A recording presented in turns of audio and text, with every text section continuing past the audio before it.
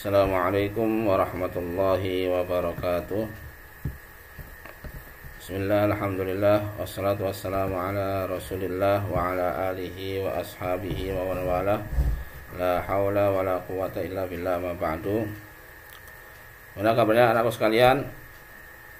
Alhamdulillah, mudah-mudahan kita semua diberikan kesehatan, diberikan nikmat dari Allah, rezeki ya, dan selalu dalam lindungan Allah Subhanahu wa taala.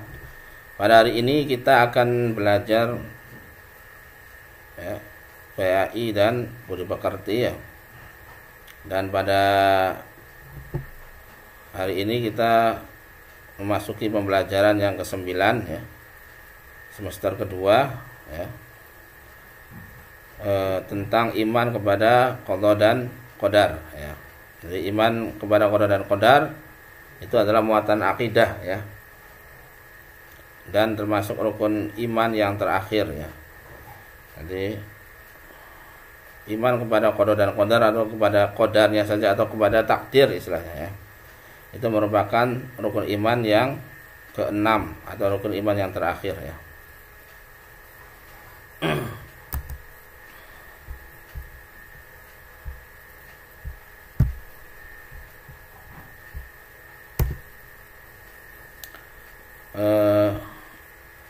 Sebelum kita masuk pembahasan, perlu diketahui dulu kompetensi-kompetensi ataupun tujuan pembelajaran pada materi ini. Yang pertama adalah siswa diharapkan setelah belajar tentang iman kepada qada dan qadar, mengetahui pengertian apa itu qada ataupun pengertian qadar ya. Jadi perbedaannya juga paham ya. Yang kedua, mengetahui dalil-dalil yang mewajibkan iman kepada qada dan qadar ya. Yang ketiga, mengetahui dan memahami hal-hal yang harus diimani berhubungan dengan qada dan qadar. Jadi apa saja hal-hal yang perlu diimani, yang harus diimani terkait dengan iman kepada qada dan qadar. Yang selanjutnya, mengetahui macam-macam qada dan qadar atau macam-macam takdir ya. Kemudian tetap berusaha dan tidak pasrah kepada takdir, memahami hikmah ya, memahami hikmah beriman kepada qada dan qadar dan beriman kepada qada dan qadar. Ini yang terakhir harus ya. Terus akhirnya kita mengimani dengan benar qada dan qadar ya. Nah, kemudian sekarang dalil ya, iman kepada qada dan qadar sangat banyak ya. Ini hanya ambil beberapa hal ya. Banyak sekali iman qada dan qadar, baik dari Al-Qur'an maupun dari hadis ya. Dari Al-Qur'an ya, Allah berfirman, "Wa khalaqa kulla syai'in faqaddarahu taqdira." Dan Dia menciptakan segala sesuatu lalu menetapkan takdir, ukuran-ukurannya dengan tepat ya. Al-Furqan ayat 2. Ya. Dalam surah Sabbihis juga sama ya. Sabbihis ma rabbikal a'la alladzi khalaqa fasawwa walladzi qaddara fahada. Ya. Jadi Allah menciptakan sabbihis ma rabbikal a'la, bertasbihlah kepada Rabbmu yang maha tinggi. Ini kepada Allah ya. Alladzi khalaqa, yang telah menciptakan, fasawwa, kemudian menyempurnakan ya. Walladzi qaddara, kemudian mentakdirkan, menetapkan ya takdirnya. Fahada, kemudian membimbing, memberi hidayah ya. Nah, ini jadi tahapan Allah menciptakan, menyempurnakan, menakdirkan dan membimbing ya, atau memberi hidayah kepada makhluknya ya. Kemudian dalam hadis ya, hadis Jibril yang terkenal panjang ya hadisnya. Ya, ini hanya kutipan saja dari sebagian isi hadis tadi. Ketika ada malaikat Jibril yang menjelma jadi manusia ya, yang datang tiba-tiba kemudian menanyakan kepada Rasulullah, akhbirni anil iman, kabarkan kepadaku tentang iman, kata orang tadi yang merupakan jelmaan malaikat Jibril. Kemudian Rasulullah menjawab, antuk mina billahi wa malaikatihi wa kutubihi wa rusulihi wal yaumil akhir, antuk mina bil qadari khairihi wa syarrihi ya. Iman adalah engkau mengimani, meyakini akan adanya Allah, malaikat-malaikat Allah, ya. Kitab-kitab Allah, rasul-rasul Allah, kemudian kepada hari akhir, dan kamu beriman kepada qadar, baik yang buruk ataupun yang baik, ya. Ini tentang rukun iman, ya, yang dijelaskan oleh Rasulullah sebagai pembelajaran kepada umatnya.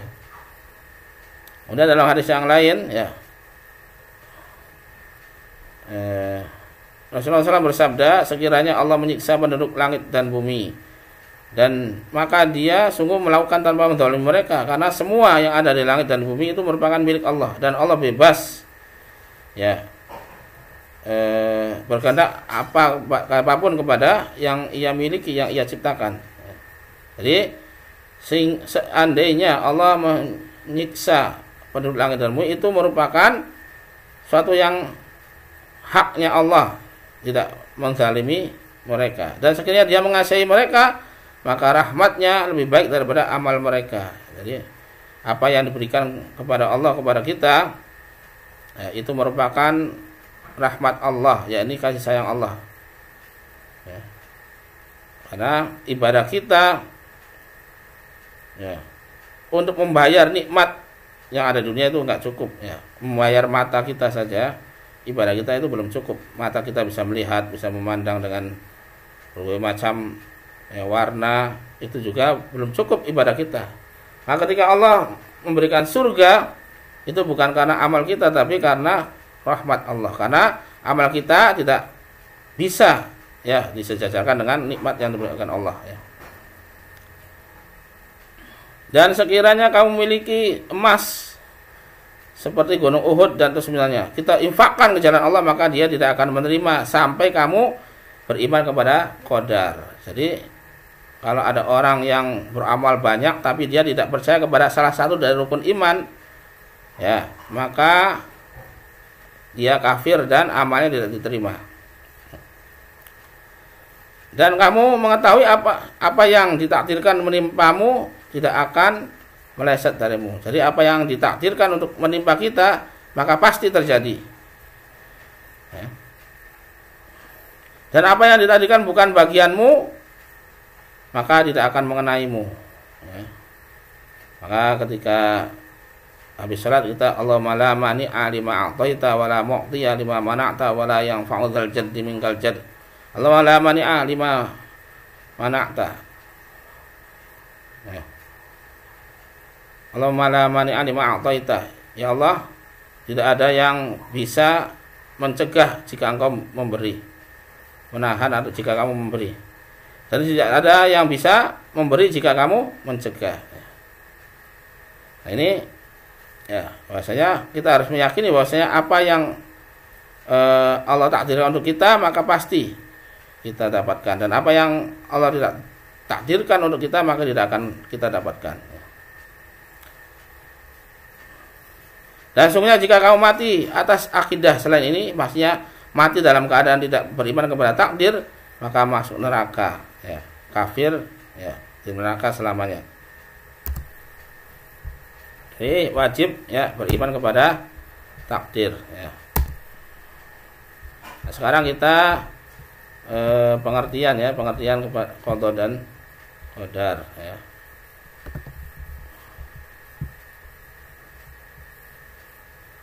Ya, menurut bahasa qada, ya, secara bahasa ini, ya, itu artinya hukum, ketetapan, perintah, kehendak. Itu secara bahasa, pemberitahuan, penciptaan. Nah, secara istilah pengertian yang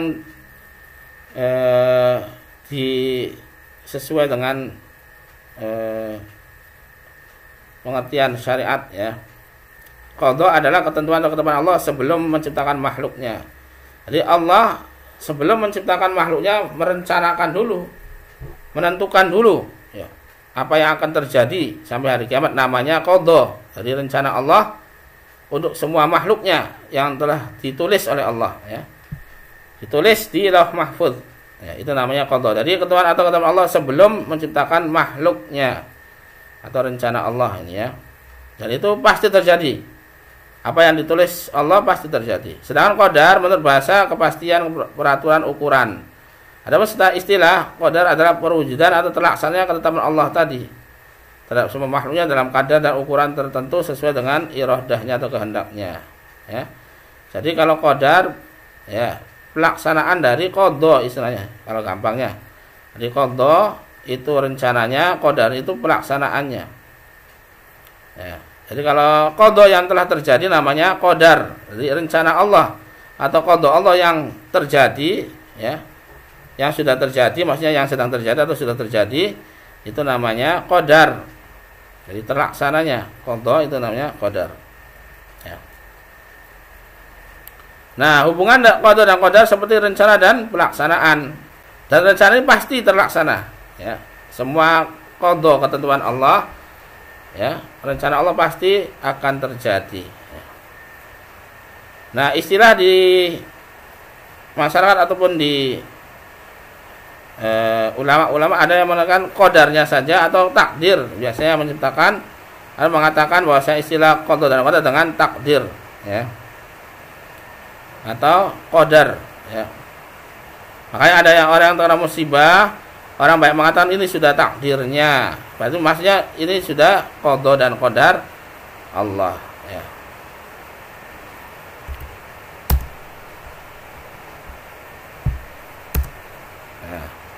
Nah, selanjutnya 4 hal yang harus diimani terkait dengan iman kepada qadar dan qadar. Jadi kita iman kepada qadar dan qadar harus mengimani 4 ini. Ya. 4 hal ini harus kita imani ketika kita beriman kepada qadar dan qadar. Ya. Yang pertama, iman kepada ilmu Allah yang meliputi segala sesuatu. Ya.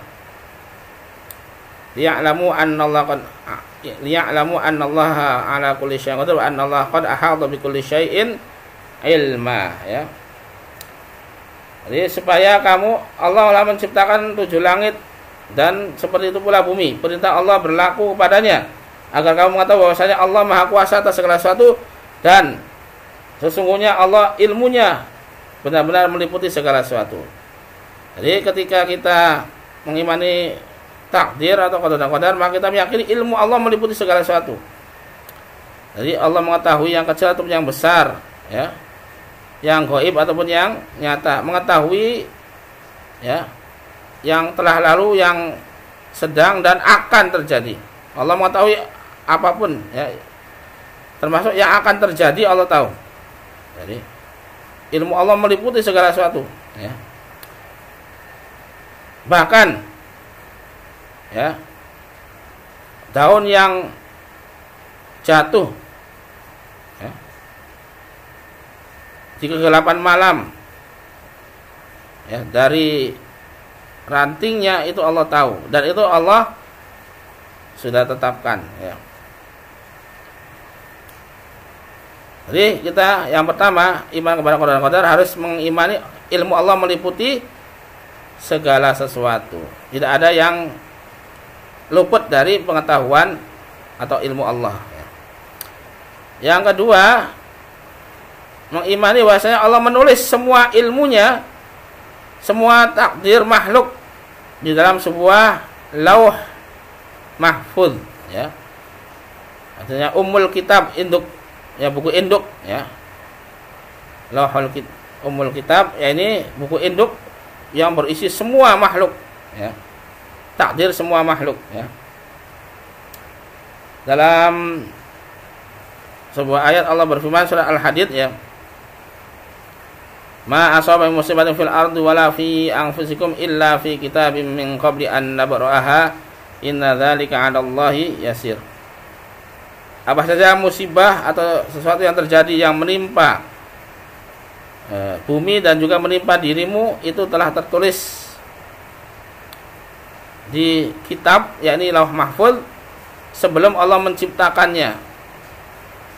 Dan sesungguhnya pada yang demikian itu sangat mudah bagi Allah. Dalam sebuah hadis Allah berfirman, dalam sebuah hadis Rasulullah SAW bersabda, Inna awwala ma khalaqallahu al-qalam faqala lahu uktub faqala rabbi wa madza aktub. Ya. Qala uktub maqadira kulli syai'in hatta taqumas saah. Ya, Rasulullah SAW bersabda, sungguhnya makhluk yang pertama kali diciptakan oleh Allah adalah pena, ya, pena yang untuk menulis takdir. Penanya bagaimana kita tidak tahu ya. Allah mengabarkan, jadi pertama kali yang diciptakan oleh Allah adalah pena al-qalam ya. Tapi pena Allah itu sangat ya, mungkin sangat besar mungkin ya. Dan tidak ada yang tahu kecuali Allah bentuknya ya. Kemudian Allah memerintahkan pena tadi al-qalam ya. Tulislah ya, suruh menulis. Kemudian pena tadi menjawab, apa yang aku tulis ya wahai Rabbku, Tuhanku ya. Kemudian Allah berfirman, tulislah takdir segala sesuatu sampai terjadinya hari kiamat. Tadi pena disuruh menulis semua takdir makhluk ya, sampai hari kiamat ya. Ini ya hadis diriwayatkan oleh Abu Daud dan Tirmidzi ya. Kemudian yang ketiga ya, iman kepada masyiah atau kehendak Allah dan kuasanya yang menyeluruh. Jadi kehendak Allah pasti terjadi. Jadi jika Allah berkehendak pasti terjadi. Dalam surat Yasin Allah berfirman, innama amruhu idza arada syai'an ayyaqula lahu kun fayakun ya. Sesungguhnya perintah Allah apabila dia mengehendaki sesuatu hanyalah berkata jadilah, maka pasti terjadi. Jadi ketika Allah berkehendak pasti ya, tidak ada yang bisa menghalangi kehendak Allah. Jadi kehendak Allah pasti terjadi. Ya, ini yang ketiga ya, rukun dari iman kepada qada dan qadar, yaitu mengimani kehendak Allah yang pasti terjadi. Ya. Dan semua yang terjadi ya di alam semesta ini adalah atas kehendak Allah Subhanahu wa ta'ala.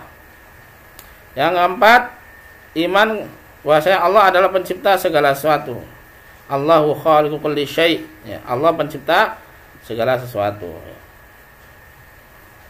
Wa huwa ala kulli syai'in wakil. Ya, dalam surat Allahu khaliqu kulli syai'in wa huwa ala kulli syai'in wakil. Surat Az-Zumar ya. Bahwasanya Allah pencipta segala sesuatu dan dia memelihara segala sesuatu. Jadi Allah yang menciptakan semua makhluknya. Ya, dari selain Allah adalah makhluk. Ya, dia Allah ciptakan. Ya. Jadi semua yang selain Allah adalah alam, alamin, Rabbul alamin. Maka Allah disebut Rabbul alamin, pencipta alam semesta. Ya. Ini ya, jadi kita harus memahami ya. Ada 4 hal yang harus diimani terkait iman qada dan qadar. Yang pertama, ilmu Allah yang meliputi segala sesuatu. Kemudian Allah menulis takdir seluruh makhluk di Lauh Mahfuz sebelum Allah menciptakan makhluk ya. Yang ketiga ya, kehendak Allah yang pasti terjadi. Yang keempat, Allah pencipta segala sesuatu. Nah, ini ada selanjutnya ada pembagian takdir ya. Ada pembagian takdir dilihat dari waktunya, ada pembagian takdir dilihat dari hubungan dengan usaha manusia ya. Nah, pembagian takdir dilihat dari waktunya ini ada 4 ya. Yang pertama adalah takdir umuri, takdir azali ya, takdir umum ya. Takdir yang induk ya. Takdir ini meliputi segala sesuatu sejak 50.000 tahun Allah menciptakan langit dan bumi ya. Sebelum Allah menciptakan langit dan bumi, Allah telah menulis takdirnya dulu ya. Ya. Sebagaimana dalam hadis, innallaha kataba maqadir al-khalqi khamsina alfasanatin qabla ayyahluqa samawati wal ardh ya. Wa kana 'arsyu 'alal ma'. Allah telah menulis takdir segala makhluk sejak 50.000 tahun sebelum Allah menciptakan langit dan bumi. Dari sebelum Allah menciptakan makhluk langit dan bumi, Allah menciptakan takdirnya dulu ya di Lauh Mahfuz tadi ya. Dan arasy Allah di atas air ya. Jadi ya, kita harus meyakini bahwasanya takdir makhluk, semua makhluk bukan hanya manusia, itu telah ditetapkan oleh Allah 50.000 tahun sebelum Allah menciptakan langit dan bumi ya. Itu takdir yang induk, takdir umum, takdir azali ya. Yang kedua, takdir umuri ya. umur ini umur satu kali ya, ketika ya ini takdir yang diberlakukan atas manusia pada awal penciptaannya ketika pembentukan air sperma ya, usia 4 bulan dan bersifat umum. Jadi perorangan ini ya. Tadi ini mencakup untuk satu ya, satu kali dalam seumur hidup ya, ditetapkan ketika manusia masih dalam perut ibunya ya, masih bentuk janin ya. Ketika meniupkan roh, malaikat menetapkan ya takdir rizki, ajal, kebahagiaan dan kesengsaraan ya. Rizki, ajal, bahagia dan sengsara. Ini yang ditetapkan ya. Jadi manusia ketika dalam perut ibunya itu Allah mengirim atau mengutus malaikat untuk meniupkan roh sekalian menetapkan takdirnya. Dan takdir ini itu rincian dari takdir azali ya. Rincian dari takdir azali ya, yang dibawa oleh malaikat ya ketika meniupkan roh di janin ya. Jadi rizkinya berapa ya selama hidupnya, kemudian ajalnya ya, umurnya berapa dia ya di dunia ini, bahagianya, sengsaranya, itu semua ditetapkan ya ketika manusia ditiupkan roh di dalam perut ibunya. Ya, dalam sebuah hadis Rasulullah, ini hadisnya panjang ya, ini kutipannya saja dari penggalan hadis. Kemudian Allah mengutus seorang malaikat yang diperintahkan untuk meniupkan rohnya dan mencatat 4 perkara, rizki, ajal, sengsara dan bahagia ya. Ini sahih hadis riwayat Bukhari ya. Yang ketiga, takdir sanawi, tahunan ini ya. Jadi takdir dicatat pada malam Lailatul Qadar ya, malam kemuliaan setiap tahun. Jadi apa yang terjadi selama setahun ya di bumi, ini takdir sanawi namanya. Bagaimana dalam surah Al-Qadr, tanazzalul malaikatu warruhu fiha biizni rabbihim min kulli amr. Tanazzalul malaikah, maka para malaikat dan juga malaikat Jibril turun ke bumi ya.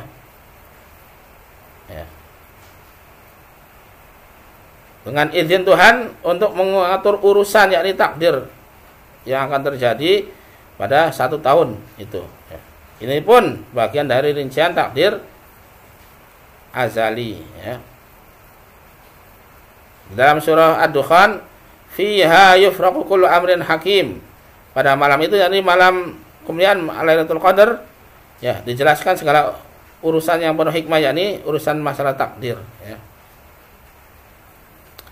Yang keempat, takdir yaumi, harian. Jadi takdir yang berlaku tiap hari ya, yang dikhususkan untuk semua peristiwa yang terjadi pada satu hari. Tiap hari ada namanya takdir harian, pelaksanaan dari takdir ya sebelumnya ya. Jadi Allah ya tiap hari dalam kesibukan ya, ini mengurus makhluknya dari penciptaan ya, rizki, penghidupan, mematikan, mengampuni dosa, menghilangkan kesalahan ya, semua. Nah, dalam surah Ar-Rahman Allah berfirman, kullu yaumin huwa fi sya'n. Setiap hari Allah dalam kesibukan mengurus makhluknya ya.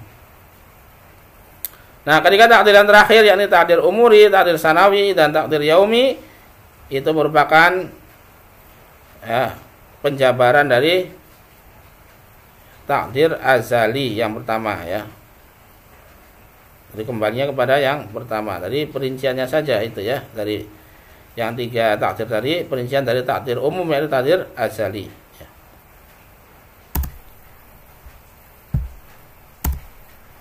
Nah, yang selanjutnya pembagian takdir dilihat dari hubungannya dengan ikhtiar manusia. Ya, tadi kalau tadi dilihat dari waktunya, ya sekarang dilihat dari ikhtiar manusia atau usaha manusia, sebab akibat. Ada namanya takdir mubrom, yaitu takdir yang terjadi pada manusia yang sifatnya mutlak dan bawaan sejak lahir. Ya. Jadi takdir mubrom ini yang tetap saja, ya tidak berubah-ubah, ya tetap tidak bisa diubah ya dengan usaha manusia maksudnya. Seperti apa? Tanggal lahir ya. Orang tua kita tidak bisa memilih ya orang tua kita, ataupun warna kulit kita, jenis kelamin kita tidak bisa kita ubah ya, karena itu bawaan sejak lahir dan tidak bisa diusahakan dengan ikhtiar ya ataupun usaha manusia.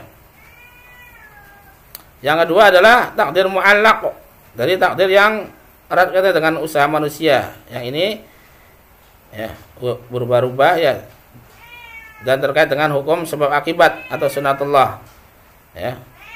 Seperti orang yang tadinya bodoh kemudian dia ya berdoa, belajar, akhirnya dia menjadi pandai. Orang yang tadinya miskin kemudian dia bekerja keras ya, akhirnya menjadi kaya. Nah, ini kaitannya dengan usaha manusia.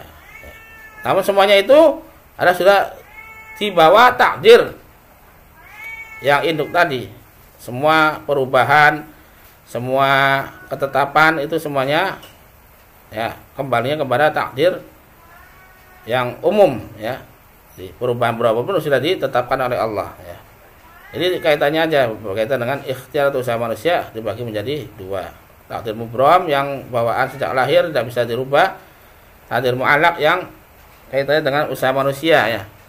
Jadi bisa berubah terkait dengan sebab akibat ya. Nah, meskipun takdir itu telah dicatat, ditetapkan oleh Allah, tapi kita diwajibkan untuk berusaha ya. Ya, berusaha karena kita tidak tahu takdir kita. Tidak ada yang tahu takdir makhluk kecuali Allah ya. Kita nanti bagaimana tidak ada yang tahu, maka kita harus tetap berusaha ya.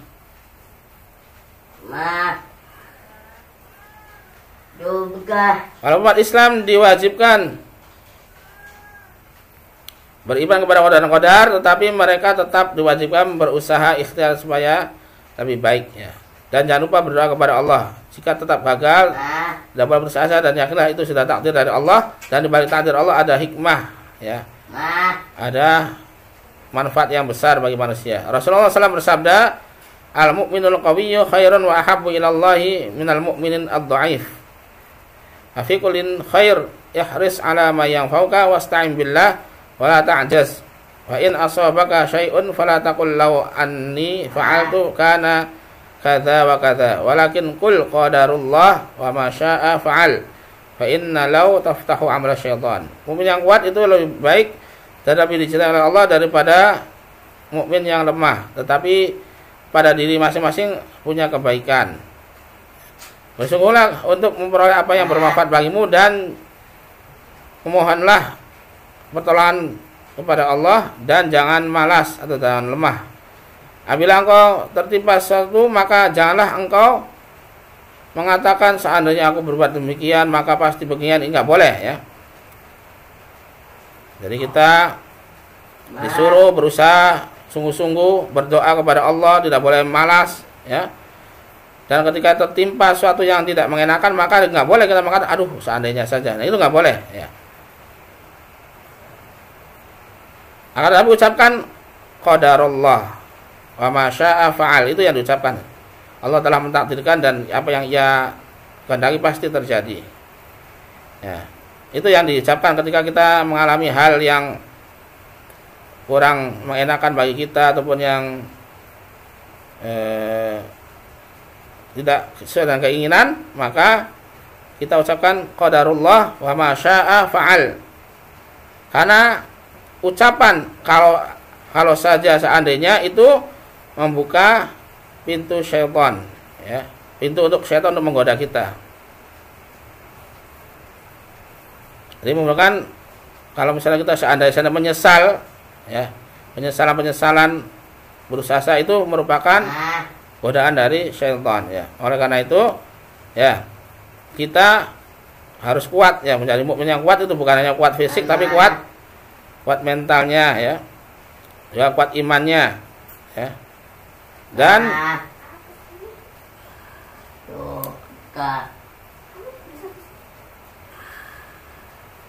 Ya, jadi kita disuruh bersungguh-sungguh untuk ya berusaha untuk menggapai keinginan kita, ya.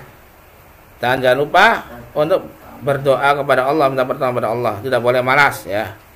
Itu ya intinya. Dan ketika terjadi yang tidak disukai oleh kita, maka kita mengatakan qadarullah wa ma syaa fa'al. Tidak boleh kita mengucapkan seandainya ya. Nah, sekarang hikmah beriman kepada qada dan qadar. Ya. Hikmahnya sangat banyak. Hikmah ini artinya hal-hal yang ada manfaat bagi kita yang besar dibalik dari suatu hal yang tidak mengenakan, ya. Yang pertama adalah banyak bersyukur dan bersabar. Orang yang beriman kepada qada dan qadar apabila mendapatkan keuntungan atau keberuntungan ataupun mendapatkan kesenangan, maka ia bersyukur kepada Allah. Dan syukur ini adalah hal yang sangat dicintai oleh Allah. Dan apabila dia terkena ataupun mendapatkan ujian, musibah yang tidak mengenakan, maka ia bersabar, dan sabar ini sangat dicintai oleh Allah. Jadi kedua-duanya, baik itu dalam keadaan senang ataupun susah, seorang beriman, ya, yang beriman kepada qada dan qadar, maka dia akan bersyukur dan juga bersabar. Ya, ini semuanya baik. Ya. Yang kedua, menjauhkan diri dari sifat sombong dan putus asa. Orang yang tidak beriman kepada qada dan qadar, ketika memperoleh keberhasilan, dia sombong. Ini hasil karya saya, seperti Qarun, ya, diberikan ya kekayaan sangat banyak, ya, dia mengaku ini kekayaan dari saya sendiri, ilmu saya, ya.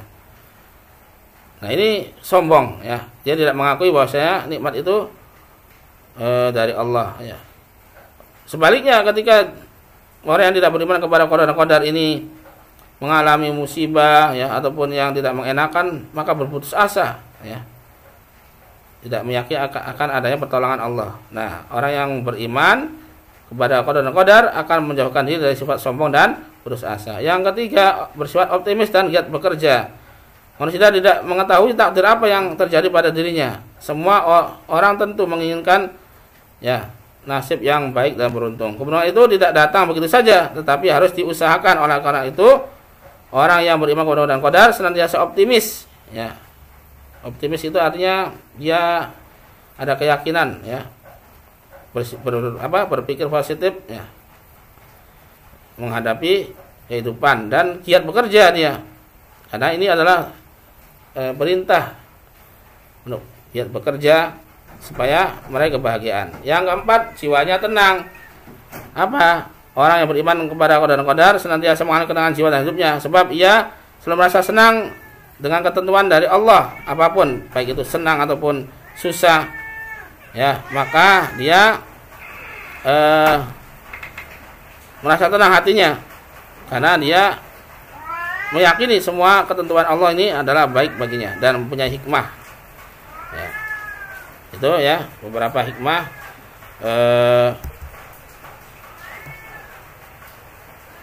iman kepada qada dan qadar. Baik, kita tutup dengan doa kafaratul majelis. Subhanakallahumma wa bihamdika asyhadu an la ilaha illa anta astaghfiruka wa atubu ilaik.